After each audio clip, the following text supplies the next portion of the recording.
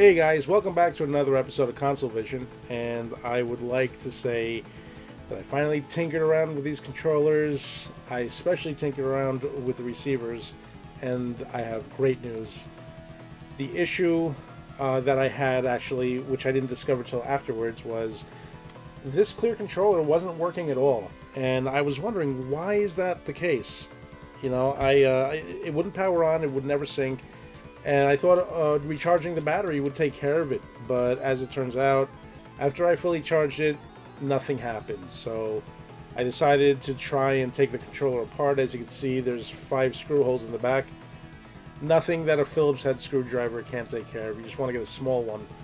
And yeah, I took it apart, and I had to just kind of move the battery around a little bit. It didn't really move much, and I didn't really know if I was even doing anything. But thankfully, once I closed it, it wasn't a problem anymore. I turned on the Sega Genesis. I turned on the one receiver for the clear one, which is player 2. Synced up no problem. I had a blast playing it. So I would like to say it's exactly what I had hoped for. These controllers are awesome. They are pricey, but these are great.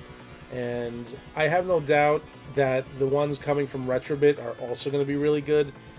But if you want to get your hands on some controllers right now, you got these. And the Retrobit, well, we'll see how it turns out. I have no doubt that they're going to be good. But this for sure, these are quality controllers. So I can happily say that these are easily worth your money if you are interested in getting real wireless Sega Genesis controllers. And at 150 hours on a charge. Let me explain something to you so you understand it. If you were not to turn these controllers on for an entire year, there would still be a charge left on them, just so you have an idea of how long these will really last you. So I don't think you're going to get that from Retrobit's offering. I could be wrong, but I highly doubt it. So 150 hours, think of all those other controllers. Don't think about the PlayStation 4 controller, because we already know that's bad with battery life. But these, 150 hours per charge. And the best part, battery in the back is a very simple battery to replace. It's not a problem to replace it. So Krikzz controllers, as of now, I would really give them, if it was a scale of 1 to 10, for quality product, it's definitely 10. It's 1 to 1. Yes, it came to me where all I had to do was fix the battery. I shouldn't have to really do that because, you know, especially at this cost, it should arrive. But listen, things are going to happen in transit, and these came from the Ukraine. So for me, that's a long distance. So not a big deal. Easy to fix, and these are quality controllers. But yeah, just my only recommendation, honestly, is make sure you have a drill bit set around, because you never know. You might need to undo one of these. But otherwise, once you have these working, they're great. And again, this black one, there was no problem right from the start. Again, like I said, the C button's a little bit soft. Maybe it's pressed in a little hard, or I don't know. Not a big deal. I'll probably try taking this apart as well and fixing that. I'm not going to bother making a video for it. But this one right here, this is sweet. Love this controller, and I love the way it looks. So I'm happy. So definitely, would I recommend these controllers? Yeah, absolutely, man.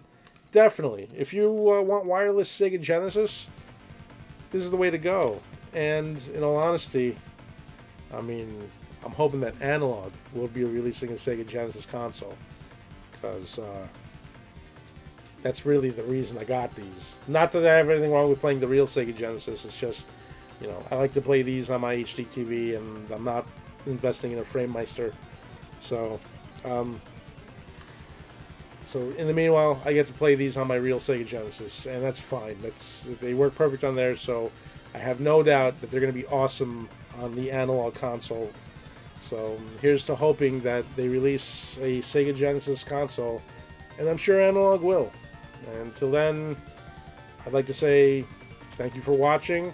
Like, comment, and subscribe if you haven't already subscribed to my channel. And that's it. So thanks for watching CONSOLEVISION, and I'll see you in the next video. Take care.